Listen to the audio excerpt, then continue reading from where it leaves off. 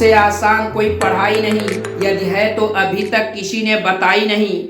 आज हम भिन्नों में बड़ी भिन्न व छोटी भिन्न एवं उनको आरोही व अवरोही अर्थात असेंडिंग व डिसेंडिंग आर्डर में कैसे बनाते हैं, कैसे लिखते हैं, इसी पर चर्चा करेंगे। इसके लिए 3 बातें मुख्य होती हैं।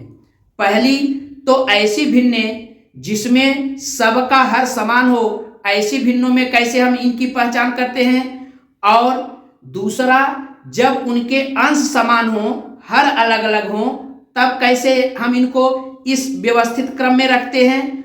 और तीसरा, जब उनके अंश अलग अलग हों और हर भी अलग अलग हों, तब हम कैसे इनके इस व्यवस्थित क्रम में कैसे हम अरेंज करते हैं, इसी पर चर्चा होनी है। तो आज हम इसमें से 2 मुख्य नियमों पर चर्चा करेंगे। जब हर समान हो तब भिन्नों के लिए, और जब अंश समान हो तब कैसे भिन्नों की पहचान करते हैं। तो ध्यान रहे, सबसे पहले भिन्नों का आरोही क्रम क्या होता है। किसी भी भिन्न को छोटे से क्रमशः बढ़ते हुए क्रम में लिख देना और लास्ट में सबसे अंत में सबसे बड़ी भिन्न लिख देना, वही आरोही। आरोही का मतलब हमने बताया था कि जैसे पर्वतारोही यानी नीचे से ऊपर की ओर चढ़ना, वैसे छोटी भिन्न से क्रमशः बड़ी भिन्न तक बढ़ना, यही आरोही क्रम होता है। और जब हम भिन्नों को बड़ी भिन्न से क्रमशः अंत में छोटी भिन्न तक ले आते हैं, तो यह क्रम अवरोही क्रम कहलाता है। तो इस क्रम को हम तभी व्यवस्थित कर पाएंगे जब हम यह पहचान कर लेंगे कि इन भिन्नों में कौन भिन्न बड़ी है, कौन भिन्न छोटी है, तभी हम इनको अरेंज कर सकते हैं। तो आइए कुछ नियमों से इसको हम कैसे बनाते हैं उसी पर चर्चा करते हैं। तो पहला नियम यह है कि समान हर वाली भिन्नों के लिए, यानी ऐसी भिन्नें जिनके हर समान हो, तब हम कैसे इनको आरोही व अवरोही क्रम में रखते हैं, और कौन सी भिन्न बड़ी होती है और कौन सी छोटी होती है। तो ध्यान रहे इस बात का कि जब हर समान होगा, सभी भिन्न जितनी भी भिन्नें दी गई हैं उनका हर समान है, तो आप एक नजर से केवल देखिए कि अगर हर समान है तो जिस भिन्न का अंश सबसे बड़ा होगा वही भिन्न सबसे बड़ी भिन्न होगी, और जिस भिन्न का अंश सबसे छोटा होगा वही भिन्न सबसे छोटी होगी। आइए जैसे इस उदाहरण में, पहले उदाहरण में है 5/7, 8/7, 4/7, 11/7, 9/7। हम देख रहे हैं कि प्रत्येक भिन्न का हर समान है, इसलिए जिस भिन्न का अंश सबसे बड़ा होगा वह भिन्न सबसे बड़ी होगी, और जिस भिन्न का अंश सबसे छोटा होगा वह भिन्न सबसे छोटी होगी। तो ध्यान देने वाली बात है कि 11/7 यही सबसे बड़े अंश वाली भिन्न है, इसलिए जो सबसे बड़ी भिन्न है इसमें, तो सबसे बड़ी भिन्न में हम क्या कर सकते हैं, 11/7 को रखेंगे, और सबसे छोटी भिन्न जो होगी इसमें से जो जिसका अंश सबसे छोटा होगा यानी 4/7 को हम, ये सबसे छोटी भिन्न है। अगर हम इनको आरोही क्रम में लिखते हैं, यानी कहने का मतलब सबसे पहले सबसे छोटी, उसके बाद उससे बड़ी, और लास्ट में सबसे बड़ी, तो कहने का मतलब आरोही क्रम में हो जाएगा 7/4/7, इसके बाद 5/7, इसके बाद 8/7, फिर 9/7, इसी तरह से 11/7। यह इसका आरोही क्रम हो गया।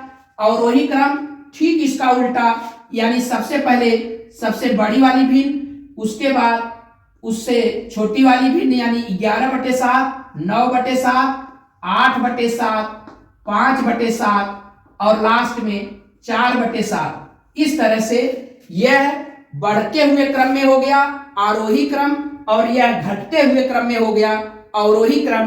कभी कभी इन क्रमों में सबसे बड़ी और सबसे छोटी भिन्नों का अंतर भी पूछ देते हैं। तो अगर अंतर पूछा जाए 11/7 में से 4/7 आप घटा देंगे, तो आप जानते हैं 11/7 में से अगर 4/7 घटाएंगे तो ये हो जाएगा।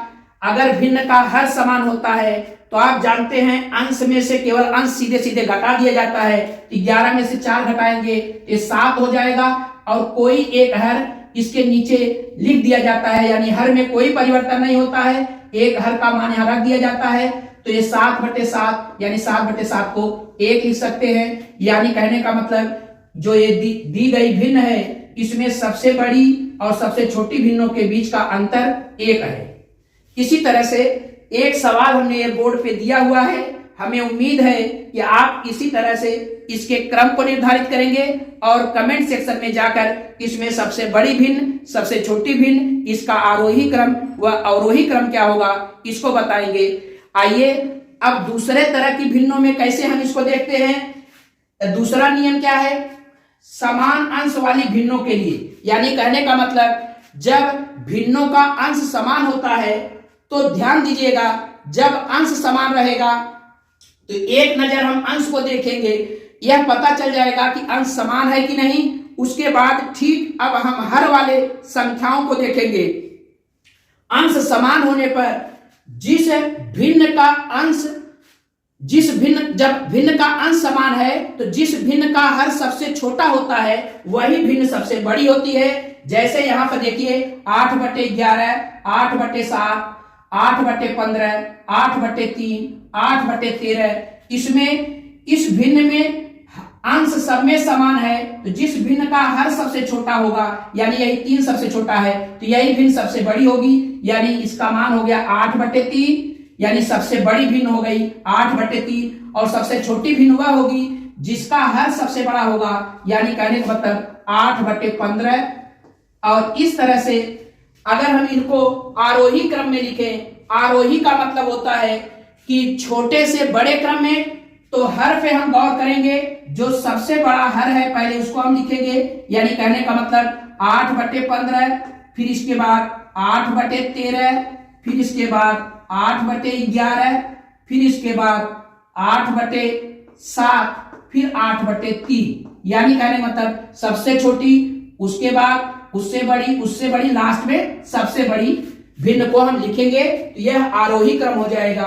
और ठीक इसका उल्टा अवरोही क्रम, यानी बड़े से छोटे की तरफ जब बढ़ेंगे, यानी 8/3, 8/7, 8/11, 8/13 और 8/15, इस तरह से यह जो हो गया यह आपका यह अवरोही क्रम हो गया। इस तरह से भिन्नों को आरोही और अवरोही क्रम में लिख लेते हैं। अगर आपसे पूछा जाए इसमें जो सबसे बड़ी भिन्न है और सबसे छोटी भिन्न का अंतर आप बताइए, तो यहां से 8/3 माइनस 8/15, अगर आप इसको हल करेंगे इसका एलसीएम हो जाएगा 15। कहने का मतलब 3 का 15 भाग देंगे तो 5, 5 × 40, ये 40 हो गया। और ये 15 15 भाग देंगे तो 1 का 8 में गुणा करेंगे तो 8, यहां से इसको घटाएंगे, 40 में 8 घटाएंगे 32, और ये 32/15 हो गया। इसको आप लिख सकते हैं 15 दूना 30, 2 सही 2/15, यही सबसे बड़ी और छोटी भिन्न का अंतर इन भिन्नों का होगा जो दी गई भिन्न है। अब इस तरह से हमने एक सवाल दिया है 11/12, 11/6, 11/10, 11/20, 11/14, इसमें आप कौन सी भिन्न सबसे बड़ी है यह बताएंगे और इनको आरोही क्रम व अवरोही क्रम में क्या इनका ऑर्डर होगा यह बताएंगे, और बड़ी व छोटी भिन्न का अंतर क्या होगा इसको कमेंट सेक्शन में जरूर बताएंगे। फिर हम अब अगले नियम, जब भिन्नों के हर व अंश अलग अलग हों तब कैसे उसमें छोटे बड़े की पहचान, उसके लिए आसान ट्रिक बताएंगे। तब तक के लिए धन्यवाद, थैंक यू।